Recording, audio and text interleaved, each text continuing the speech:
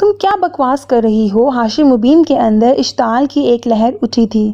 بابا آپ جانتے ہیں میں کیا کہہ رہی ہوں، آپ بہت اچھی طرح جانتے ہیں۔ تم پاگل ہو گئی ہو، انہوں نے آپے سے باہر ہوتے ہوئے کہا۔ امامہ نے کچھ کہنے کے بجائے نفی میں گردن ہلائی۔ وہ ہاشم مبین کوئی ذہنی کیفیت کو سمجھ سکتی تھی، اس لیے تمہیں پیدا کیا، تمہاری پرورش کی کہ تم ہاشم مبین کی سمجھ میں نہیں آ رہا تھا کہ وہ اسے کیا کہیں۔ صرف اسد سے شادی نہ کرنے کے لیے تم یہ سب کر رہی ہو، صرف اس لیے کہ تمہاری شادی اس آدمی سے کر دیں جس سے تم چاہتی ہو۔ نہیں ایسا نہیں ہے، ایسا ہی ہے، تم بیوقوف سمجھتی ہو مجھے۔ ان کے منہ سے جھاگ نکل رہا تھا۔ آپ میری شادی کسی بھی آدمی سے کریں، مجھے کوئی اعتراض نہیں ہے، بس وہ آپ کی کمیونٹی سے نہ ہو۔ پھر آپ کم از کم یہ نہیں کہہ سکیں گے کہ میں کسی خاص آدمی کے لیے یہ سب کر رہی ہوں۔ ہاشم مبین اس کی بات پر دانت پیسنے لگے۔ تم جمعہ 8 دن کی پیداوار، تمہیں پتہ کیا ہے؟ میں سب جانتی ہوں بابا، میری عمر 20 سال ہے۔ میں آپ کی انگلی پکڑ کر چلنے والی بچی نہیں ہوں۔ میں جانتی ہوں آپ کے اس مذہب کی وجہ سے ہمارے خاندان پر بڑی برکات نازل کی گئی ہیں۔ وہ بڑے مستحکم اور ہموار انداز میں کہتی گئی۔ تم بخشش نہیں ہوگی تمہاری، تم۔ ہاشم مبین غصے کے عالم میں انگلی اٹھا کر بولنے لگے۔ امامہ کو ان پر ترس آنے لگا۔ اسے دوزخ میں کھڑے ہو کر دوزخ سے ڈرانے والے شخص پر ترس آیا۔ اسے آنکھوں پر پٹی باندھ کر پھرنے والے شخص پر ترس آیا۔ اسے مہر شدہ دل والے آدمی پر ترس آیا۔ اسے نفس زدہ آدمی پر ترس آیا۔ اسے گمراہی کی سب سے اوپر والی سیڑھی پر کھڑے آدمی پر ترس آیا۔ تم گمراہی کے راستے پر چل پڑی ہو، چند کتابیں پڑھ کر تم۔ امامہ نے ان کی بات کاٹ دی۔ آپ اس بارے میں مجھ سے بحث نہیں کر سکیں گے، میں سب کچھ جانتی ہوں، تحقیق کر چکی ہوں، تصدیق کر چکی ہوں۔ آپ مجھے کیا بتائیں گے، کیا سمجھائیں گے؟ آپ نے اپنی مرضی کا راستہ چن لیا ہے، میں نے اپنی مرضی کا راستہ چن لیا۔ آپ وہ کر رہے ہیں جو آپ صحیح سمجھتے ہیں، میں وہ کر رہی ہوں جو میں صحیح سمجھتی ہوں۔ آپ کا عقیدہ آپ کا ذاتی مسئلہ ہے، میرا عقیدہ میرا ذاتی مسئلہ ہے۔ کیا اب یہ بہتر نہیں ہے کہ آپ میرے اس فیصلے کو قبول کر لیں، جذباتی حمایت کی بجائے بہت سوچ سمجھ کر اٹھایا جانے والا قدم سمجھ کر؟ اس نے بڑی رسانیت اور سنجیدگی کے ساتھ کہا۔ ہاشم مبین کی ناراضی میں اور اضافہ ہوا۔ میں اپنی بیٹی کو مذہب بدلنے دوں تاکہ پوری کمیونٹی میرا بائیکاٹ کر دے؟ میں فٹ پاتھ پر آ جاؤں گا؟ نہیں امامہ، یہ نہیں ہو سکتا۔ تمہارا اگر دماغ بھی خراب ہو گیا ہے تو اس کا مطلب یہ نہیں ہے کہ میرا بھی دماغ خراب ہو گیا ہے۔ کوئی بھی مذہب اختیار کرو، مگر تمہاری شادی میں ارشد سے ہی کروں گا۔ تمہیں اسی کے گھر جانا ہوگا، اس کے گھر چلے جاؤ اور پھر وہاں جا کر طے کرنا کہ تمہیں کیا کرنا ہے کیا نہیں کرنا ہے۔ ہو سکتا ہے تمہیں عقل آ جائے۔ وہ غصے کے عالم میں کمرے سے نکل گئے۔ مجھے پتا ہوتا کہ تمہاری وجہ سے ہمیں اتنی ذلت کا سامنا کرنے پڑے گا تو میں پیدا ہوتے ہی تمہارا گلا دبا دیتی۔ ہاشم مبین کے جاتے ہی سلمہ نے کھڑے ہوتے ہوئے دانت پیس کر کہا، تم نے ہماری عزت خاک میں ملانے کا تہیہ کر لیا ہے۔ امامہ کچھ کہنے کی بجائے خاموشی سے انہیں دیکھتی رہیں۔ وہ کچھ دیر اسی طرح بولتی رہیں، پھر کمرے سے چلی گئیں۔ انہیں اس کے کمرے سے گئے 1 گھنٹہ ہی ہوا تھا جب دروازے پر دستک دے کر ارشد اندر داخل ہوا۔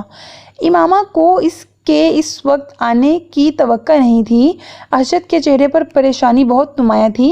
یقیناً اسے ہاشم مبین نے بلوایا تھا اور وہ اسے سب کچھ بتا چکے تھے۔ یہ سب کیا ہو رہا ہے امامہ؟ اس نے اندر داخل ہوتے ہی کہا۔ وہ اپنے بیڈ پر بیٹھی اسے دیکھتی رہی۔ تم کیوں کر رہی ہو یہ سب؟ ارشد، تمہیں اگر یہ بتا دیا گیا ہے کہ میں کیا کر رہی ہوں تو پھر یہ بھی بتا دیا گیا ہوگا کہ میں کیوں کر رہی ہوں۔ تمہیں اندازہ نہیں ہے کہ تم کیا کر رہی ہو۔ وہ کرسی کھینچ کر بیٹھ گیا۔ مجھے اندازہ ہے اس عمر میں انسان جذبات میں آ کر بہت غلط فیصلے کر لیتا ہے۔ امامہ نے ترشی سے اس کی بات کاٹ دی۔ جذبات میں آ کر؟ کوئی جذبات میں آ کر مذہب تبدیل کرتا ہے؟ کبھی نہیں۔ میں 4 سال سے اسلام کے بارے میں پڑھ رہی ہوں۔ 4 سال کم نہیں ہوتے۔ تم لوگوں کی باتوں میں آ گئی ہو۔ نہیں، میں کسی کی باتوں میں نہیں آئی۔ میں نے جس چیز کو غلط سمجھا اسے چھوڑ دیا اور بس۔ وہ کچھ دیر بے چارگی کے عالم میں اسے دیکھتا رہا، پھر سر جھٹکتے ہوئے اس نے کہا، ٹھیک ہے، ان سب باتوں کو چھوڑو۔ شادی پر کیوں اعتراض ہے تمہیں؟ تمہارے عقائد میں جو تبدیلی آئی ہے وہ ایک طرف، کم از کم شادی تو ہونے دو۔ میری اور تمہاری شادی جائز نہیں۔ وہ اس کی بات پر ہکا بکا رہ گیا۔ کیا میں غیر مسلم ہوں؟ ہاں تم ہو۔ انکل ٹھیک کہہ رہے تھے، کسی نے واقعی تمہارا برین واش کر دیا ہے، اس نے اکھڑے ہوئے لہجے میں کہا۔ پھر تم ایک ایسی لڑکی سے شادی کیوں کرنا چاہتے ہو؟ بہتر ہے تم کسی اور سے شادی کرو، اس نے ترکی بترکی کہا۔ میں نہیں چاہتا کہ تم اپنی زندگی برباد کر لو۔ وہ اس کی بات پر عجیب سے انداز میں ہنسی۔ زندگی برباد؟ کون سی زندگی؟ یہ زندگی جو میں تم جیسے لوگوں کے ساتھ گزار رہی ہوں، جنہوں نے پیسوں کے لیے اپنا مذہب چھوڑ دیا۔ Behave your self. تم بات کرنے کے تمام مینرز بھول گئی ہو۔ کس کے بارے میں کیا کہنا چاہیے اور کیا نہیں تم نے سرے سے ہی فراموش کر دیا ہے۔ ارشد اسے ڈانٹنے لگا۔ میں ایسے کسی شخص کا احترام نہیں کر سکتی جو لوگوں کو گمراہ کر رہا ہو، امامہ نے دو ٹوک انداز میں کہا۔ جس عمر میں تم ہو، اس عمر میں ہر کوئی اسی طرح کنفیوز ہو جاتا ہے جس طرح تم کنفیوز ہو رہی ہو۔ جب تم اس عمر سے نکلو گی تو تمہیں احساس ہوگا کہ ہم لوگ صحیح تھے یا غلط۔ ارشد نے ایک بار پھر اسے سمجھانے کی کوشش کی۔ اگر تم لوگوں کو یہ لگتا ہے کہ میں غلط ہوں، تب بھی تم لوگ مجھے چھوڑ کیوں نہیں دیتے؟ اس طرح مجھے گھر میں قید کر کے کیوں رکھا ہوا ہے؟ اگر تم لوگوں کو اپنے مذہب کی صداقت پر اتنا یقین ہے تو مجھے اس گھر سے چلے جانے دو، حقیقت کو جاننے دو۔ اگر کوئی اپنے آپ کو نقصان پہنچانے پر تل جائے تو اسے اکیلا نہیں چھوڑا جا سکتا، اور وہ بھی ایک لڑکی کو۔ امامہ، تم اس مسئلے کی نزاکت اور اہمیت کو سمجھو۔ اپنی فیملی کا خیال کرو۔ تمہاری وجہ سے سب کچھ داؤ پر لگ گیا ہے۔ میری وجہ سے کچھ داؤ پر نہیں لگا، کچھ بھی نہیں، اور اگر کچھ داؤ پر لگا بھی ہے تو میں اس کی پرواہ کیوں کروں؟ میں تم لوگوں کے لیے دوزخ میں کیوں جاؤں؟ صرف خاندان کے نام کی خاطر اپنا ایمان کیوں گنواؤں؟ نہیں ارشد، میں تم لوگوں کے ساتھ گمراہی کے اس راستے پر نہیں چل سکتی۔ مجھے وہ کرنے دو جو میں کرنا چاہتی ہوں، اس نے قطعی لہجے میں کہا۔ مجھ سے اگر تم نے زبردستی شادی کر بھی لی تو بھی تمہیں اس سے کوئی فائدہ نہیں ہوگا۔ میں تمہاری بیوی نہیں بنوں گی، میں تم سے وفا نہیں کروں گی۔ مجھے جب بھی موقع ملے گا میں بھاگ جاؤں گی۔ تم آخر کتنے سال مجھے اس طرح قید کر کے رکھ سکو گے؟ کتنے سال مجھ پر پہرے بٹھاؤ گے؟ مجھے صرف چند لمحے چاہیے ہوں گے تمہارے گھر، تمہاری قید سے بھاگ جانے کے لیے، اور میں تمہارے بچوں کو بھی ساتھ لے جاؤں گی۔ تم ساری عمر انہیں دوبارہ دیکھ نہیں سکو گے۔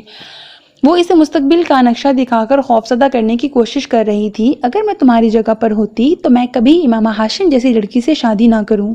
یہ سراسر خسارے کا سودا ہوگا، حماقت اور بے وقوفی کی انتہا ہوگی۔ تم اب بھی سوچ لو، اب بھی پیچھے ہٹ جاؤ۔ تمہارے سامنے تمہاری ساری زندگی پڑی ہے۔ تم کسی بھی لڑکی کے ساتھ شادی کر کے پرسکون زندگی گزار سکتے ہو، کسی پریشانی، کسی بے سکونی کے بغیر، مگر میرے ساتھ نہیں۔ میں تمہارے لیے بدترین بیوی ثابت ہوں گی۔ تم اس سارے معاملے سے الگ ہو جاؤ، شادی سے انکار کر دو۔ انکل اعظم سے کہہ دو کہ تم مجھ سے شادی کرنا نہیں چاہتے، یا کچھ عرصے کے لیے گھر سے غائب ہو جاؤ۔ جب تمام معاملہ ختم ہو جائے پھر آ جانا۔ تم مجھے اس طرح کے احمقانہ مشورے مت دو۔ میں کسی بھی قیمت پر تم سے دستبردار نہیں ہو سکتا، کسی بھی قیمت پر۔ میں انکار نہیں کروں گا، نہ اس معاملے سے الگ ہوں گا، نہ ہی گھر سے کہیں جاؤں گا۔ میں تم سے ہی شادی کروں گا امامہ۔ اب یہ ہمارے خاندان کی عزت اور ساکھ کا معاملہ ہے۔ یہ شادی نہ ہونے اور تمہارے گھر سے چلے جانے سے ہمارے پورے خاندان کو جتنا نقصان اٹھانا پڑے گا، اس کا تمہیں بالکل بھی اندازہ نہیں، ورنہ تم مجھے کبھی یہ مشورہ نہ دیتی۔ جہاں تک بری بیوی ثابت ہونے یا گھر سے بھاگ جانے کا تعلق ہے تو یہ سب بات کا مسئلہ ہے۔ میں تمہیں بہت اچھی طرح جانتا ہوں۔ تم اس طرح کے ٹیمپرامنٹ کے مالک نہیں ہو کہ دوسروں کو بے جا پریشان کرتی رہو، اور وہ بھی مجھے جس سے تمہیں محبت ہے۔ ارشد بڑے اطمینان سے کہہ رہا تھا۔ تمہیں غلط فہمی ہے، مجھے کبھی بھی تم سے محبت نہیں رہی، کبھی بھی۔ میں ذہنی طور پر تمہارے ساتھ اپنے تعلق اور رشتے کو اس وقت سے ذہن سے نکال چکی ہوں جب سے میں نے اپنا مذہب چھوڑا تھا۔ تم میری زندگی میں اب کہیں نہیں ہو، کہیں بھی نہیں۔ اگر میں اپنے گھر والوں کے لیے مسائل کھڑے کر سکتی ہوں تو کل تمہارے لیے کتنے مسائل کھڑے کروں گی، تمہیں اس کا احساس ہونا چاہیے اور اس غلط فہمی سے باہر نکل آنا چاہیے۔ ہم دونوں کبھی بھی اکٹھے نہیں ہو سکتے۔ میں تم لوگوں کے خاندان کا حصہ کبھی نہیں بنوں گی۔ نہیں ارشد، تمہارے اور میرے درمیان بہت فاصلہ ہے، اتنا فاصلہ کہ میں تمہیں دیکھ تک نہیں سکتی، اور میں اس فاصلے کو کبھی ختم نہیں ہونے دوں گی۔ میں کبھی بھی تم سے شادی کے لیے تیار نہیں ہوں گی۔ ارشد بدلتی ہوئی رنگت کے ساتھ اس کا چہرہ دیکھتا رہا۔ کیا تم میرا ایک کام کر سکتے ہو؟ تمہارا کیا خیال ہے اب تک میں اس کے علاوہ کیا کر رہا ہوں؟ سالار نے پوچھا۔ دوسری طرف کچھ دیر خاموشی رہی، پھر اس نے کہا، کیا تم لاہور جا کر جلال سے مل سکتے ہو؟ سالار نے ایک لمحے کے لیے اپنی آنکھیں بند کیں۔ کس لیے؟ اسے امامہ کی آواز بہت بھاری لگ رہی تھی، یوں جیسے اسے فلو تھا۔ پھر اچانک اس کو خیال آیا کہ وہ یقیناً روتی رہی ہوگی۔ یہ اسی کا اثر تھا۔ تم میری طرف سے اس سے ریکویسٹ کرو کہ وہ مجھ سے شادی کر لے، ہمیشہ کے لیے نہیں تو کچھ دنوں کے لیے ہی۔ میں اس گھر سے نکلنا چاہتی ہوں اور میں کسی کی مدد کے بغیر یہاں سے نہیں نکل سکتی۔ بس وہ مجھ سے نکاح کر لے۔ تمہارا تو اس سے فون پر رابطہ ہے، تو پھر تم یہ سب خود اس سے فون پر کیوں نہیں کہہ دیتی؟ سالار نے چپس کھاتے ہوئے بڑے اطمینان سے اسے مشورہ دیا۔ میں کہہ چکی ہوں۔ اسے امامہ کی آواز پہلے سے زیادہ بھرائی ہوئی لگی۔ پھر اس نے انکار کر دیا۔ ویری سیڈ، سالار نے افسوس کا اظہار کیا۔ تو یہ ون سائیڈڈ لو افیئر ہے؟ اس نے کچھ تجسس کے عالم میں پوچھا۔ نہیں۔ تو پھر اس نے انکار کیوں کر دیا؟ تم یہ جان کر کیا کرو گے؟ وہ کچھ چڑ کر بولی۔ سالار نے ایک اور چپس اپنے منہ میں ڈالا۔ میرے وہاں جا کر اس سے بات کرنے سے کیا ہوگا؟ بہتر ہے تم ہی دوبارہ اس سے بات کر لو۔ وہ مجھ سے بات نہیں کر رہا، فون نہیں اٹھاتا، ہاسپٹل میں بھی کوئی اسے فون پر نہیں بلا رہا، وہ جان بوجھ کر کترا رہا ہے، امامہ نے کہا۔ تو پھر تم اس کے پیچھے کیوں پڑی ہو؟ جانے دو اسے، وہ تم سے محبت نہیں کرتا۔ تم یہ سب کچھ نہیں سمجھ سکتے، تم صرف میری مدد کرو، ایک بار جا کر اسے میری صورتحال کے بارے میں بتاؤ، وہ مجھ سے اس طرح نہیں کر سکتا۔ اور اگر اس نے مجھ سے بات کرنے سے انکار کر دیا تو پھر بھی تم اس سے بات کرنا، شاید کوئی صورت نکل آئے، میرا مسئلہ حل ہو جائے۔ سالار کے چہرے پر ایک مسکراہٹ نمودار ہوئی، اسے امامہ کے حال پر ہنسی آ رہی تھی۔ فون بند کرنے کے بعد چپس کھاتے ہوئے وہ اس سارے معاملے کے بارے میں سوچتا رہا۔ ہر گزرتے دن کے ساتھ وہ اس سارے معاملے میں زیادہ سے زیادہ انوالو ہوتا جا رہا تھا۔ یہ اسے اپنی زندگی کا سب سے بڑا ایڈونچر محسوس ہو رہا تھا۔ امامہ تک فون پہنچانا اور اب جلال سے رابطہ، امامہ کا بوائے فرینڈ۔ اس نے چپس کھاتے ہوئے زیر لب دہرایا۔ امامہ نے اسے اس کے ہاسپٹل اور گھر کے تمام کوائف سے آگاہ کر دیا تھا اور اب وہ سوچ رہا تھا کہ اسے جلال انصر سے مل کر کیا کہنا ہے۔ سالار نے اس شخص کو اوپر سے نیچے تک دیکھا اور وہ خاصا مایوس ہوا۔ سامنے کھڑا لڑکا بڑی عام سی شکل و صورت کا تھا۔ سالار کے لمبے قد اور خوبصورت جسم نے اسے صنف مخالف کے لیے کسی حد تک پرکشش بنا دیا تھا، مگر سامنے کھڑا لڑکا، وہ شخص ان دونوں چیزوں سے محروم تھا۔ وہ نارمل قد و قامت کا مالک تھا، اس کے چہرے پر داڑھی نہ ہوتی تو وہ پھر بھی قدرے بہتر نظر آتا۔ سالار سکندر کو جلال انصر سے مل کر مایوسی ہوئی۔ امامہ اب اسے پہلے سے زیادہ بے وقوف لگی۔ میں جلال انصر ہوں، آپ ملنا چاہتے ہیں مجھ سے؟ میرا نام سالار سکندر ہے۔ سالار نے اپنا ہاتھ اس کی طرف بڑھایا۔ معاف کیجیے گا مگر میں آپ کو پہچانا نہیں۔ ظاہر ہے آپ پہچان بھی کیسے سکتے ہیں، میں پہلی بار آپ سے مل رہا ہوں۔ سالار اس وقت جلال کے ہاسپٹل میں اسے ڈھونڈتے ہوئے آیا۔ چند لوگوں سے اس کے بارے میں دریافت کرنے پر وہ اس کے پاس پہنچ گیا تھا۔ اس وقت وہ ڈیوٹی روم کے باہر کھڑے تھے۔ کہیں بیٹھ کر بات کر سکتے ہیں؟ جلال اب کچھ حیران نظر آیا۔ بیٹھ کر بات؟ مگر کس سلسلے میں؟ امامہ کے سلسلے میں۔ جلال کے چہرے کا رنگ بدل گیا۔ آپ کون ہیں؟ میں اس کا دوست ہوں۔ جلال کے چہرے کا رنگ ایک بار پھر بدل گیا۔ وہ چپ چاپ ایک طرف چلنے لگا۔ سالار اس کے ساتھ تھا۔ امامہ چاہتی ہے کہ آپ اس سے شادی کر لیں، سالار نے جیسے نیوز بلیٹن پڑھتے ہوئے کہا۔ میں اپنا جواب اسے بتا چکا ہوں۔ وہ چاہتی ہے آپ اپنے فیصلے پر نظر ثانی کریں۔ یہ ممکن نہیں ہے۔ وہ اس گھر میں اپنے والدین اور گھر والوں کی قید میں ہے۔ وہ چاہتی ہے آپ اگر ہمیشہ کے لیے نہیں تو وقتی طور پر اس سے نکاح کر لیں اور پھر اسے چھڑا لیں۔ یہ ممکن ہی نہیں۔ وہ ان کی قید میں ہے تو نکاح ہو ہی نہیں سکتا۔ فون پر؟ نہیں، میں اتنا بڑا رسک نہیں لے سکتا۔ میں ایسے معاملات میں انوالو ہونا ہی نہیں چاہتا، جلال نے کہا۔ میرے والدین مجھے اس شادی کی اجازت نہیں دیں گے اور پھر وہ امامہ کو قبول کرنے پر بھی تیار نہیں ہیں۔ جلال کی نظریں اب سالار کے بالوں کی پونی پر جمی ہوئی تھیں۔ یقیناً سالار کی طرح اس نے بھی اسے ناپسندیدہ قرار دیا ہوگا۔ اس نے کہا کہ آپ وقتی طور پر اس سے نکاح کر لیں تاکہ وہ اپنے گھر سے نکل سکے، بعد میں آپ چاہیں تو اسے طلاق دے دیں۔ میں نے کہا نا میں اس کی مدد نہیں کر سکتا، اور پھر اس طرح کے معاملات آپ خود اس سے شادی کیوں نہیں کر لیتے؟ اگر وقتی شادی کی بات ہے تو آپ کر لیں، آخر آپ اس کے دوست ہیں۔ جلال نے کچھ چپتے ہوئے انداز میں سالار سے کہا، آپ اسلام آباد سے لاہور اس کی مدد کے لیے آ سکتے ہیں تو پھر یہ کام بھی کر سکتے ہیں۔ اس نے مجھ سے شادی کا نہیں کہا، اس لیے میں نے اس بارے میں نہیں سوچا، سالار نے کندھے جھٹکتے ہوئے بے تاثر لہجے میں کہا۔ ویسے بھی وہ آپ سے محبت کرتی ہے، مجھ سے نہیں، مگر عارضی شادی یا نکاح میں تو محبت کا ہونا ضروری نہیں ہے، بعد میں آپ بھی اسے طلاق دے دیں۔ جلال نے مسئلے کا حل نکال لیا تھا۔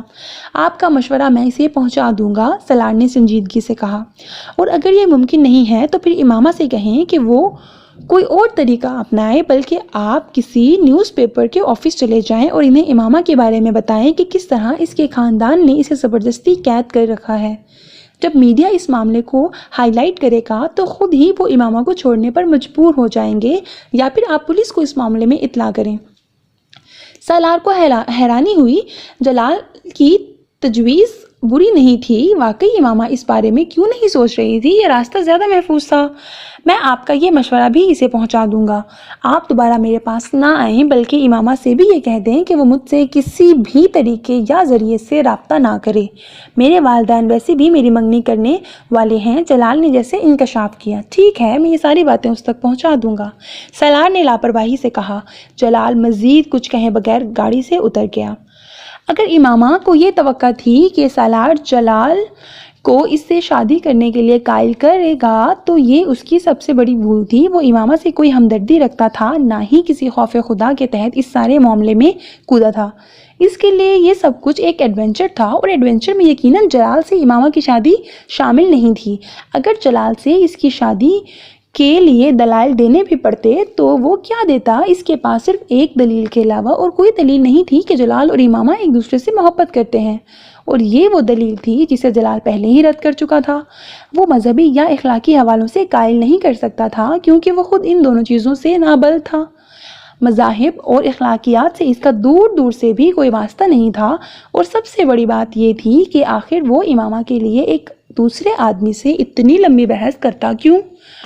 وہ بھی ایسا آدمی جسے دیکھتے ہی اس نے ناپسند کر دیا تھا۔ اور یہ تمام وہ باتیں تھیں جو وہ اسلام آباد سے لاہور آتے ہوئے سوچ رہا تھا۔ وہ آیا اس لیے تھا کیونکہ وہ جلال سے ملنا چاہتا تھا اور دیکھنا چاہتا تھا کہ امامہ کے پیغام پر اس کا رد عمل کیا رہتا ہے۔ اس نے امامہ کا پیغام اسی کے لفظوں میں کسی اضافے یا ترمیم کے بغیر پہنچا دیا تھا، اور وہ جلال کا جواب لے کر واپس جا رہا تھا اور خاصا محسوس ہو رہا تھا۔ آخر اس پیغام کے جواب میں وہ کیا کرے گی؟ کہے گی ارشد سے شادی تو وہ نہیں کرے گی، جلال اس سے شادی کرنے پر تیار نہیں، گھر سے وہ نکل نہیں سکتی، اور کوئی ایسا آدمی نہیں جو اس کی مدد کے لیے آ سکے۔ پھر آخر وہ آگے کیا کرے گی؟ عام طور پر لڑکیاں ان حالات میں خودکشی کرتی ہیں۔ اوہ یس، وہ یقیناً اب مجھ سے زہر یا ریوالور پہنچانے کی خواہش کرے گی۔ سالار متوقع صورتحال کے بارے میں سوچ کر پرجوش ہو رہا تھا۔ خودکشی، ویری ایکسائٹنگ، آخر اس کے علاوہ اور وہ کر بھی کیا سکتی ہے؟ تم مجھ سے شادی کرو گے؟ سالار کو جیسے شوق لگا۔ فون پر نکاح، وہ کچھ دیر کے لیے بول نہیں سکا۔ لاہور سے واپس آنے کے بعد اس نے امامہ کو جلال کا جواب بالکل اسی طرح سے پہنچا دیا تھا۔ اس کا اندازہ تھا کہ اب وہ رونا دھونا شروع کر دے گی اور پھر اس سے کسی ہتھیار کی فرمائش کرے گی، مگر وہ کچھ دیر کے لیے خاموش رہی۔ پھر اس نے سالار سے جو کہا، اس نے چند ثانیوں کے لیے سالار کے ہوش گم کر دیے تھے۔ مجھے صرف کچھ دیر کے لیے تمہارا ساتھ چاہیے تاکہ میرے والدین ارشد کے ساتھ میری شادی نہ کر سکیں، اور پھر تم ریلیف کے ذریعے مجھے یہاں سے نکال لو۔ اس کے بعد مجھے تمہاری ضرورت نہیں رہے گی، اور میں کبھی بھی اپنے والدین کو تمہارا نام نہیں بتاؤں گی۔ وہ اب کہہ رہی تھی، اوکے کر لیتا ہوں، مگر یہ بلف والا کام تھوڑا مشکل ہے، اس میں بہت سی لیگیلٹیز انوالو ہو جاتی ہیں، وکیل کو ہائر کرنا۔ اور امامہ نے دوسری طرف سے اس کی بات کاٹ دی، تم اپنے فرینڈ سے اس سلسلے میں مدد لے سکتے ہو، تمہارے فرینڈز کو تو اس طرح کے کاموں میں ماہر ہوں گے۔ سالار کے ماتھے پر کچھ بل نمودار ہوئے۔ کس طرح کے کاموں میں؟ اسی طرح کے کاموں میں۔ تم کیسے جانتی ہو؟ وسیم نے مجھے بتایا ہے کہ تمہاری کمپنی اچھی نہیں ہے۔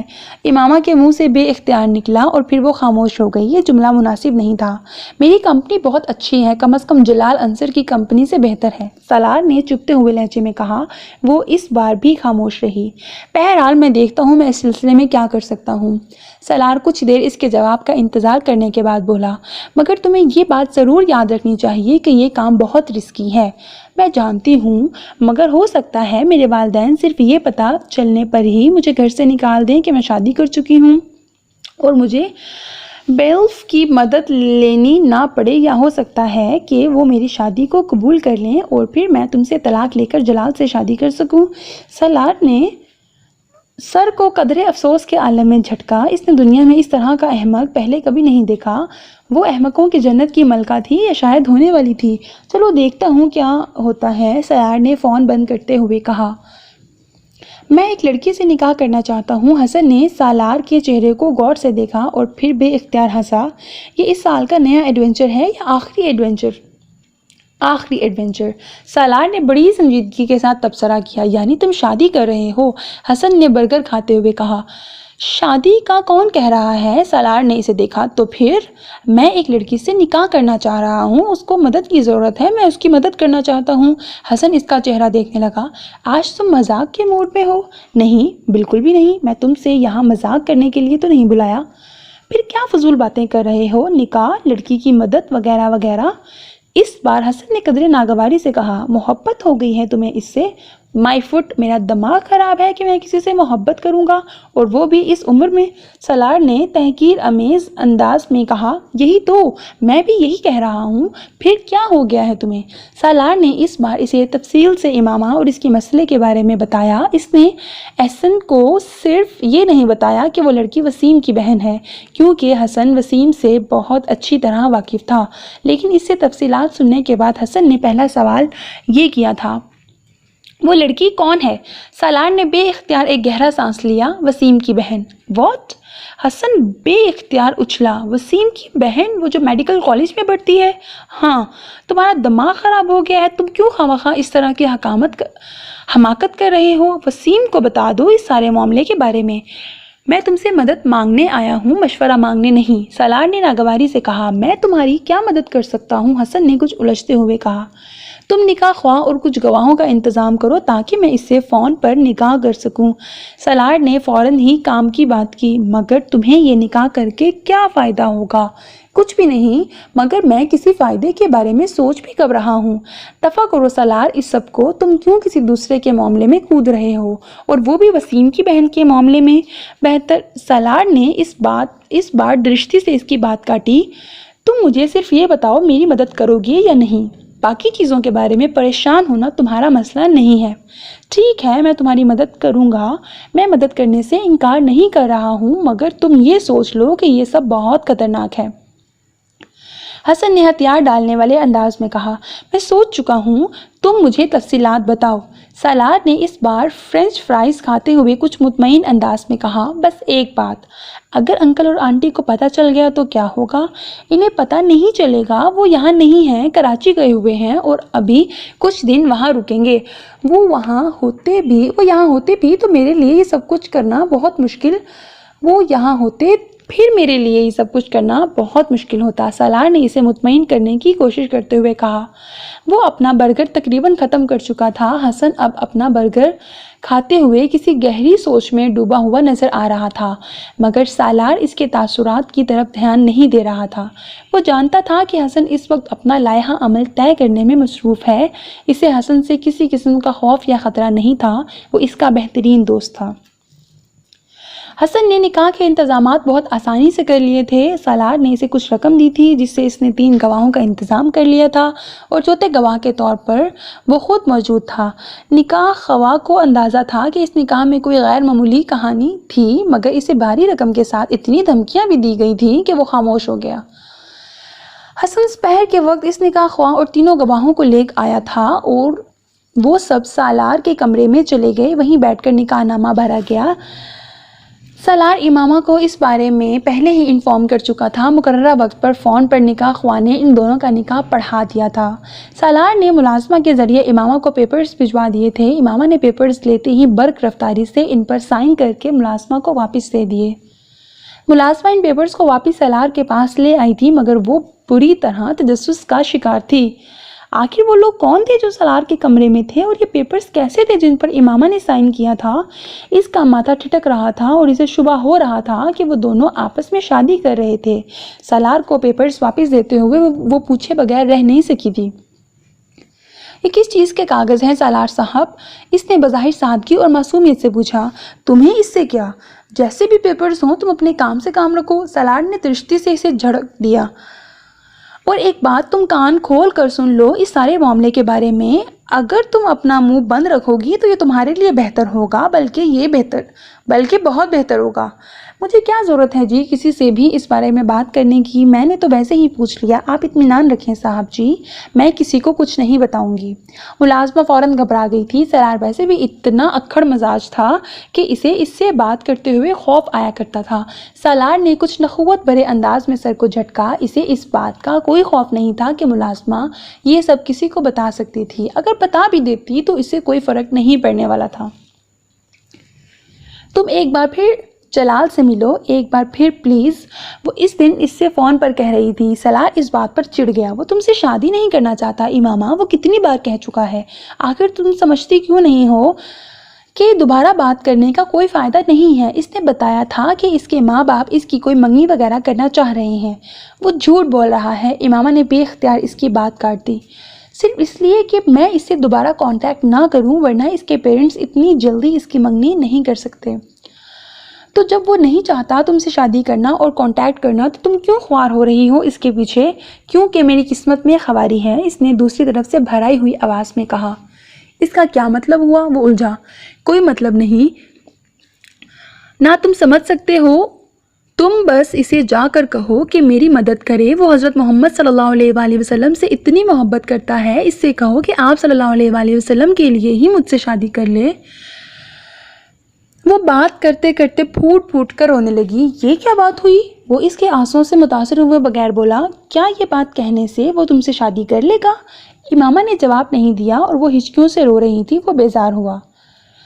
تم یا تو رو لو یا پھر مجھ سے بات کر لو۔ دوسری طرف سے فون بند کر دیا گیا تھا۔ سالار نے فوراً کال کی، کال ریسیو نہیں کی گئی۔ 15-20 منٹ کے بعد امامہ نے اسے دوبارہ کال کی۔ اگر تم یہ وعدہ کرتی ہو کہ تم رو گی نہیں تو مجھ سے بات کرو، ورنہ فون بند کر دو، سالار نے اس کی آواز سنتے ہی کہا۔ پھر تم لاہور جا رہے ہو؟ اس کے سوال کا جواب دینے کی بجائے اس نے اس سے پوچھا۔ سالار کو اس کی مستقل مزاجی پر حیرانی ہوئی۔ وہ واقعی ڈھیٹ تھی اور اب بھی اپنی ہی بات پر اٹکی ہوئی تھی۔ اچھا میں چلا جاؤں گا، تم نے اپنے گھر والوں کو شادی کے بارے میں بتایا ہے؟ سالار نے موضوع بدلتے ہوئے کہا۔ نہیں، ابھی نہیں بتایا۔ وہ اب خود پر قابو پا چکی تھی۔ کب بتاؤ گی؟ سالار کو جیسے ڈرامے کے اگلے سین کا انتظار تھا۔ پتہ نہیں، وہ کچھ الجھی۔ تم کب لاہور جاؤ گے؟ بس جلد ہی چلا جاؤں گا، ابھی یہاں مجھے کچھ کام ہے، ورنہ فوراً ہی چلا جاتا۔ اس بار سالار نے جھوٹ بولا تھا۔ نہ تو اسے کوئی کام تھا اور نہ ہی وہ اس بار لاہور جانے کا ارادہ رکھتا تھا۔ اپنے گھر سے نکل آؤ گی تو اس کے بعد تم کیا کرو گی؟ کہاں جاؤ گی؟ سالار نے ایک بار پھر اس موضوع سے ہٹاتے ہوئے کہا۔ اس صورتحال میں جب جلال بھی تمہاری مدد کرنے پر تیار نہ ہوا تو؟ میں ابھی ایسا کچھ فرض نہیں کر رہی، وہ ضرور میری مدد کرے گا، امامہ نے اس کی بات کاٹتے ہوئے پرزور انداز میں کہا۔ سالار نے کندھے اچکائے۔ تم کچھ بھی فرض کرنے کو تیار نہیں ہو، ورنہ میں تم سے ضرور کہتا کہ شاید وہ نہ ہو جو تم چاہتی ہو، پھر تم کیا کرو گی؟ تمہیں دوبارہ اپنے پیرنٹس کی مدد کی ضرورت پڑے گی تو زیادہ بہتر یہی ہے کہ تم ابھی یہاں سے نہ جانے کا سوچو، نہ ہی کورٹ کی مدد لو۔ بعد میں بھی تو تمہیں یہاں ہی آنا پڑے گا۔ میں دوبارہ کبھی یہاں نہیں آؤں گی، کسی صورت میں نہیں۔ یہ جذباتیت ہے، سالار نے تبصرہ کیا۔ تم ان چیزوں کو نہیں سمجھ سکتے، امامہ نے ہمیشہ کی طرح اپنا مخصوص جملہ دہرایا۔ سالار کچھ جذبس ہوا۔ اوکے، کرو جو کرنا چاہتی ہو، اس نے لاپرواہی سے کہہ کر فون بند کر دیا۔ کل شام کو ہم لوگ ارشد کے ساتھ تمہارا نکاح کر رہے ہیں، تمہاری رخصتی بھی ساتھ ہی کر دیں گے۔ ہاشم مبین نے رات کو اس کے کمرے میں آ کر اکھڑے ہوئے لہجے میں کہا، بابا میں انکار کر دوں گی، آپ کے لیے بہتر ہے کہ آپ اس طرح زبردستی میری شادی نہ کریں۔ تم انکار کرو گی تو میں تمہیں اسی وقت شوٹ کر دوں گا، یہ بات تم یاد رکھنا۔ وہ سر اٹھائے انہیں دیکھتی رہی۔ بابا میں شادی کر چکی ہوں۔ ہاشم مبین کے چہرے کا رنگ اڑ گیا۔ میں اس لیے اس شادی سے انکار کر رہی تھی۔ تم جھوٹ بول رہی ہو۔ نہیں، میں جھوٹ نہیں بول رہی، میں 6 ماہ پہلے شادی کر چکی ہوں۔ کس کے ساتھ؟ میں یہ آپ کو نہیں بتا سکتی۔ ہاشم مبین کو اندازہ نہیں تھا کہ وہ اس اولاد کے ہاتھوں اتنا خوار ہوں گے۔ آگ بگولا ہو کر وہ امامہ پر لپکے اور انہوں نے یکے بعد دیگرے اس کے چہرے پر تھپڑ مارنے شروع کر دیے۔ وہ چہرے کے سامنے دونوں ہاتھ کرتے ہوئے خود کو بچانے کی کوشش کرنے لگی، مگر وہ اس میں بری طرح ناکام رہی۔ کمرے میں ہونے والا شور سن کر وسیم سب سے پہلے وہاں آیا تھا اور اس نے ہاشم مبین کو پکڑ کر زبردستی امامہ سے دور کیا۔ وہ دیوار کے ساتھ پشت ٹکائے روتی رہی۔ بابا آپ کیا کر رہے ہیں؟ سارا معاملہ آرام سے حل کیا جا سکتا ہے۔ وسیم کے پیچھے گھر کے باقی لوگ بھی اندر چلے آئے۔ اس نے شادی کر لی ہے کسی سے، ہاشم مبین نے غم و غصے کے عالم میں کہا۔ بابا جھوٹ بول رہی ہے، شادی کیسے کر سکتی ہے؟ ایک بار بھی گھر سے نہیں نکلی۔ یہ وسیم تھا۔ 6 ماہ پہلے شادی کر لی ہے اس نے۔ امامہ نے سر نہیں اٹھایا۔ نہیں، میں نہیں مانتا، ایسا نہیں ہو سکتا، یہ ایسا کر ہی نہیں سکتی۔ وسیم اس کی رگ رگ سے واقف تھا۔ امامہ نے دھندلائی ہوئی آنکھوں کے ساتھ اسے دیکھا اور کہا، ایسا ہو چکا ہے۔ کیا ثبوت ہے؟ نکاح نامہ ہے تمہارے پاس؟ وسیم نے اکھڑ لہجے میں کہا۔ یہاں نہیں ہے، لاہور میں ہے، میرے سامان میں۔ بابا میں کل لاہور سے اس کا سامان لے آتا ہوں، دیکھ لیتے ہیں، وسیم نے ہاشم مبین سے کہا۔ امامہ بے اختیار پچھتائی۔ سامان سے کیا مل سکتا تھا؟ شادی کر بھی لی ہے تو کوئی بات نہیں، طلاق دلوا کر تمہاری شادی ارشد سے کراؤں گا، اور اس آدمی نے طلاق نہ دی تو پھر اسے قتل کروا دوں گا، ہاشم مبین نے سرخ چہرے کے ساتھ وہاں سے جاتے ہوئے کہا۔ کمرہ آہستہ آہستہ خالی ہو گیا۔ وہ اپنے بیڈ پر بیٹھ گئی۔ اسے پہلی بار احساس ہو رہا تھا کہ جال میں پھنسنے کے بعد کے احساسات کیا ہوتے ہیں۔ یہ ایک اتفاق تھا کہ نکاح نامے کی کاپی سالار نے اس کو نہیں بھجوائی تھی۔ اگر اس کے پاس ہوتی بھی تب بھی وہ اسے ہاشم مبین کو نہیں دے سکتی تھی، ورنہ سالار سکندر کا نام نکاح نامے پر دیکھنے کے بعد ان کے لیے اس تک پہنچنا اور اس سے چھٹکارا حاصل کرنا منٹوں کا کام تھا۔ اور اس کے سامان سے نکاح نامہ نہیں ملے گا تو اس کے اس بیان پر کسی کو یقین نہ آ سکتا کہ وہ نکاح کر چکی تھی۔ اس نے کمرے کے دروازے کو لاک کر دیا اور موبائل پر سالار کو کال کرنے لگی۔ اس نے اسے ساری صورتحال سے آگاہ کر دیا۔ تم ایک بار پھر لاہور جاؤ اور جلال کو میرے بارے میں بتاؤ۔ میں اب اس گھر میں نہیں رہ سکتی، مجھے یہاں سے نکلنا ہے اور اس کے علاوہ میں کہیں نہیں جا سکتی۔ تم میرے لیے ایک وکیل کو ہائر کرو اور اس سے کہو کہ وہ میرے پیرنٹس کو میرے شوہر کی طرف سے مجھے حبس بیجا میں رکھنے کے خلاف ایک کورٹ نوٹس بھجوائے۔ تمہارے شوہر یعنی میری طرف سے؟ تم وکیل کو اپنا نام مت بتانا، مگر یہ بہتر ہے کہ اپنے کسی دوست کے ذریعے وکیل کو ہائر کرو اور میرے شوہر کا کوئی بھی فرضی نام دے سکتے ہو۔ تمہارا نام وکیل کے ذریعے نہیں پتہ چلے گا تو وہ تم تک پہنچ جائیں گے اور میں یہ نہیں چاہتی۔ امامہ نے اسے یہ نہیں بتایا تھا کہ اسے کیا خدشہ تھا اور نہ ہی سالار نے اندازہ لگانے کی کوشش کی۔ اس سے بات کرنے کے بعد امامہ نے فون بند کر دیا۔ اگلے روز 10-11 بجے کے قریب کسی وکیل نے فون کر کے ہاشم مبین سے امامہ کے سلسلے میں بات کی اور انہیں امامہ کو زبردستی اپنے گھر رکھنے کے بارے میں اس کے شوہر کی طرف سے کیے جانے والے کیس کے بارے میں بتایا۔ ہاشم مبین کو مزید کسی ثبوت کی ضرورت نہیں رہی تھی۔ وہ غصے میں پھنکارتے ہوئے اس کے کمرے میں گئے اور اسے بری طرح مارا۔ تم دیکھنا امامہ، تم کس طرح برباد ہوگی، ایک ایک شے کے لیے ترسو گی تم۔ جو لڑکیاں تمہاری طرح اپنے ماں باپ کی عزت کو نیلام کرتی ہیں ان کے ساتھ یہی ہوتا ہے۔ تم ہمیں کورٹ تک لے گئی ہو، تم وہ سارے احسان فراموش کر چکی ہو جو ہم نے تم پر کیے۔ تم جیسے بیٹیوں کو واقعی پیدا ہوتے ہی دفن کر دینا چاہیے۔ وہ بڑی خاموشی سے پٹتی رہی۔ اپنے باپ کی کیفیات کو سمجھ سکتی تھی مگر وہ اپنی کیفیات اور اپنے احساسات انہیں نہیں سمجھا سکتی تھی۔ تم نے ہمیں کسی کو منہ دکھانے کے قابل نہیں چھوڑا، کسی کو نہیں، ہمیں زندہ درگور کر دیا ہے تم نے۔ سلمیٰ اس کے پیچھے کمرے میں داخل ہوئی تھیں مگر انہوں نے ہاشم مبین کو روکنے کی کوشش نہیں کی۔ وہ خود بھی بری طرح مشتعل تھیں۔ وہ جانتی تھی کہ امامہ کا یہ قدم کس طرح ان کے پورے خاندان کو متاثر کرنے والا تھا اور خاص طور پر ان کے شوہر کو۔ تم نے ہمارے اعتبار کا خون کیا ہے، کاش تم میری اولاد نہ ہوتی، کبھی میرے خاندان میں پیدا نہ ہوئی ہوتی، پیدا ہو ہی گئی تھی تو مر جاتی یا میں ہی تمہیں مار دیتا۔ امامہ آج ان کی باتوں اور پٹائی پر نہیں روئی تھی، اس نے مدافعت کی کوئی کوشش نہیں کی تھی، وہ صرف خاموشی کے ساتھ پٹتی رہی۔ پھر ہاشم بن احمد جیسے تھک سے گئے اور اسے مارتے مارتے رک گئے، ان کا سانس پھول گیا تھا، وہ بالکل خاموشی سے ان کے سامنے دیوار کے ساتھ لگی کھڑی تھی۔ تمہارے پاس ابھی بھی وقت ہے، سب کچھ چھوڑ دو، اس لڑکے سے طلاق لے لو اور ارشد سے شادی کر لو، ہم اس سب کو معاف کر دیں گے، بھلا دیں گے۔ اس بار سلمہ نے تیز لہجے میں اس سے کہا، نہیں، واپس آنے کے لیے اسلام قبول نہیں کیا، مجھے واپس نہیں آنا۔ امامہ نے مدھم مگر مستحکم آواز میں کہا، آپ مجھے اس گھر سے چلے جانے دیں، مجھے آزاد کر دیں۔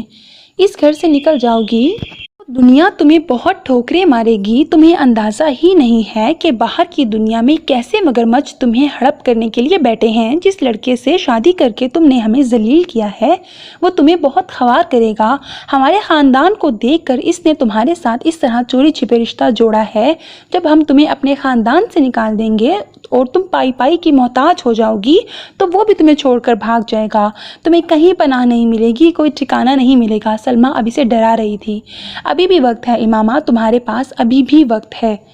نہیں امی، میرے پاس کوئی وقت نہیں ہے، میں سب کچھ طے کر چکی ہوں، میں اپنا فیصلہ آپ کو بتا چکی ہوں، مجھے یہ سب قبول نہیں، آپ مجھے جانے دیں۔ اپنے خاندان سے الگ کرنا چاہتے ہیں کر دیں، جائیداد سے محروم کرنا چاہتے ہیں کر دیں، میں کوئی اعتراض نہیں کروں گی، مگر میں کروں گی وہی جو میں آپ کو بتا رہی ہوں۔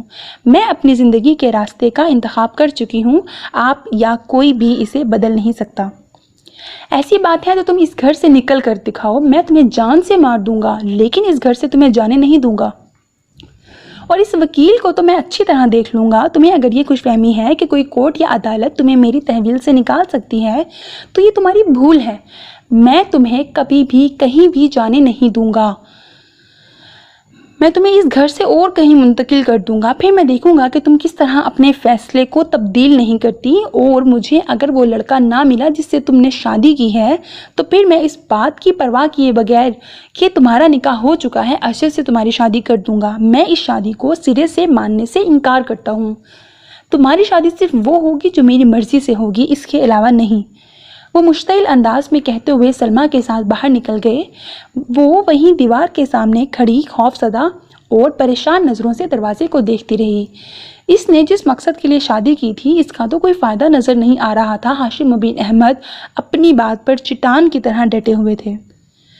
بیچاری امامہ بی بی، ناصرہ نے سالار کے کمرے کی صفائی کرتے ہوئے اچانک بلند آواز میں افسوس کا اظہار کرتے ہوئے کہا۔